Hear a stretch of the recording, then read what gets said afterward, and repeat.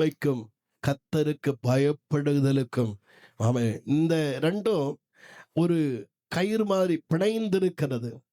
கர்த்தருக்கு பயப்படுகிற பயம் வந்திருந்தனா தாழ்மை தானா என்ன பண்ணும்? வரும்.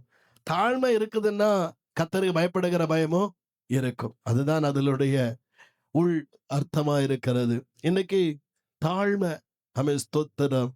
அந்த தாழ்மையை நீங்க அவங்க, ஆமென், ஒரு மனிதனிடத்திலே உண்மையாகவே கர்த்தருக்கு பயப்படுகிற பயத்தோடு கூடிய தாழ்மை இருக்கிறது என்றால் அந்த வார்த்தைகளிலேயும் செயல்களிலேயும் நாம் அதை கண்டுபிடித்து விட முடியும். அல்லேலூயா.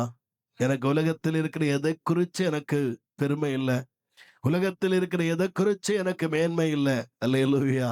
கர்த்தருக்கு ஸ்தோத்திரம். ஆமென்.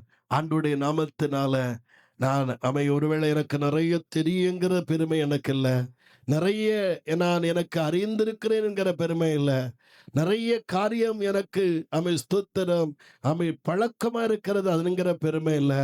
ஆண்டவர் எனக்கு நிறைய நன்மைகளை தந்திருக்கிறார் என்கிற பெருமை அல்ல.